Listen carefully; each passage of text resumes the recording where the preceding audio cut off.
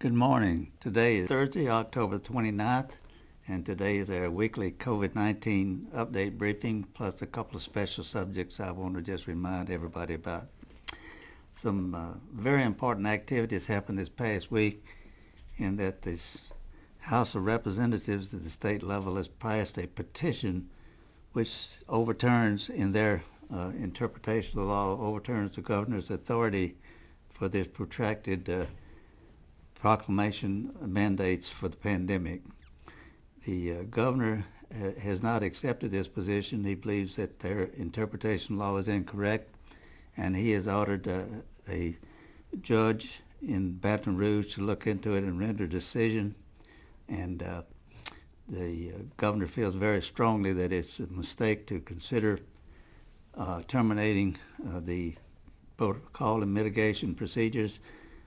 But what compounds the problem a little bit is the state attorney general, Mr. Jeff Landry, has agreed with the legislators, saying that they can in fact overturn the governor's proclamation. So because it's a petition and not a proclamation that the governor sends these directives out in. So this will probably not be resolved until the judicial decision is made down there. In the meantime, we will continue to follow the protocols and procedures that are in place until this is resolved judicially. So the state will remain in the recovery phase 3 until at least November the 6th, unless it is extended by another proclamation or terminated sooner. The governor has stated that all through this process, he has relied on the public health experts and the coronavirus task force at the national level. We are concerned, and everybody's concerned, because as of at least last night, there were no less than 45 states that have experienced surges in the number of positive tests, and some 36 of the states have had their deaths increase. So it is clear, ladies and gentlemen, this is a real threat. It remains, and that no one can assume that there will not be liable or potentially be affected with this pandemic disease, and that more deaths will occur. As we know, some individuals are asymptomatic, but they can carry the disease, and they can infect and kill people. And concern is heightened here lately because now we're coming into the flu season. We're coming into the holiday season where there will be small gatherings of people, and usually people have a tendency to get more relaxed in these settings, and with the cold weather, staying inside more. So it is predicted that unless we're very careful, we'll see a significant surge here in the near future. The wearing of the mask remains, as I have said, a major issue of concern.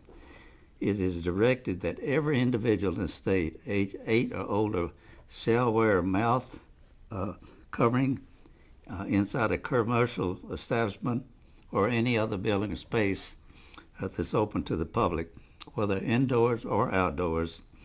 And this also applies to when you're on public or commercial modes of transportation. And more recently, the Center for Disease Control has announced that children as young as 2 years old should wear a mask, but that is just a recommendation. So as we wait for an effective vaccination, what can we do to save lives, hopefully improve the economy, and remain in phase 3? Well, first thing we need to do is highly recommended that we get flu shots. The flu season is upon us now, and the experts are concerned the effect of having flu season and the pandemic occurring at the same time has the potential to greatly increase the number of positive cases and deaths and so on. And the governor's position is that should these increases affect these positive cases affect the number of people that have to be hospitalized to the point that it threatens our healthcare system, that it may be necessary to regress to a lower phase of the recovery. And he says that to abandon these efforts that we have in place would jeopardize the lives of our people and the gains that we've made, and he cautioned that we not retreat for the progress that has been made under his executive orders. So it's incredibly important, as the governor states, that we continue to follow the mitigation and prevention protocols. And they are simply, as we state every week, as follows.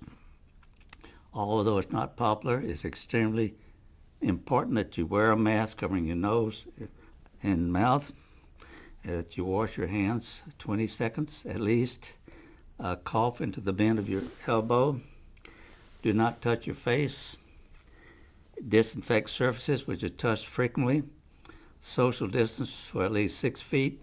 If you're sick, stay at home and follow the advice of your medical provider. And as always, you should avoid crowds. It has been learned that the symptoms of according to the CDC, the symptoms of COVID-19 may appear in as few as 2 days or as long as 14 days. So there's a long period of time where you may be exposed before the symptoms show. A person is considered to have been recovered when it's been at least 7 days after the onset of the illness and at least 3 days after resolution of a fever, exclusive of using some sort of fever-reducing medication. If you want more general information about the pandemic, feel free to call the 211. This is a source where you can get the latest information on any subject you may have regarding the pandemic. Again, that's just simply 211. As part of this process, it's been extremely important to do contact tracing, and that's where each individual has been exposed. A member from Louisiana Department of Health will contact these persons and try to find out any persons you may have been with that may be exposed. These calls are confidential. The information that they learn is confidential. They don't disclose your name. They don't disclose your health information. And it's for everyone's benefit that we try to trace wherever there are persons who may have been exposed. Close contact is defined as when you're less than 6 feet from a person who could have the virus for a minimum of 15 minutes. But here recently the CDC or some doctors have said that sometimes it's not necessarily 15 minutes that are contiguous. It could be a few minutes here and there, but cumulatively over a relatively short period of time, it amounts to being exposed for 15 minutes. This is a little different slant on the periods of time that you may be vulnerable in contact with individuals.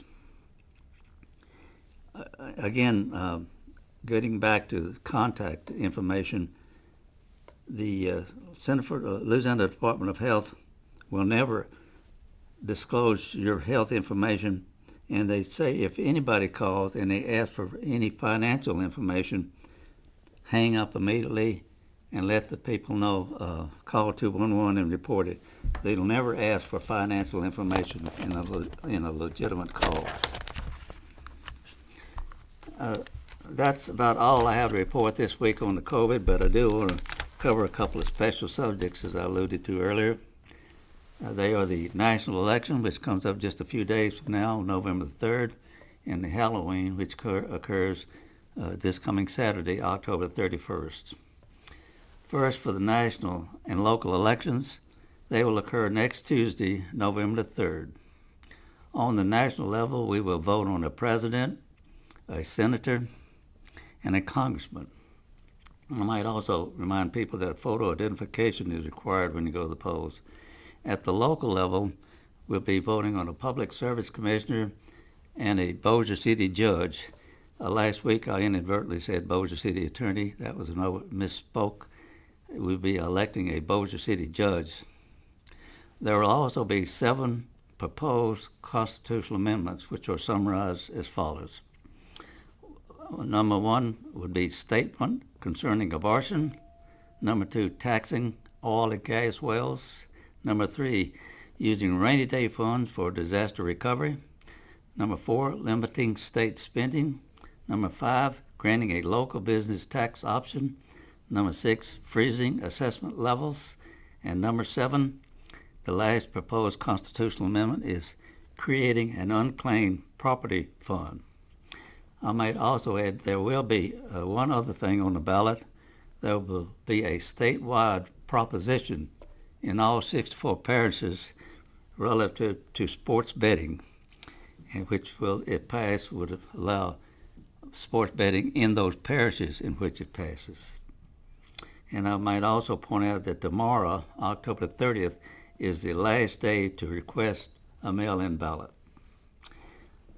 On November 3rd, the polls will be open from 6 a.m. in the morning until 8 p.m. at night. So we urge people to go and vote and exercise your right to select the person you believe to be the best in every one of these positions.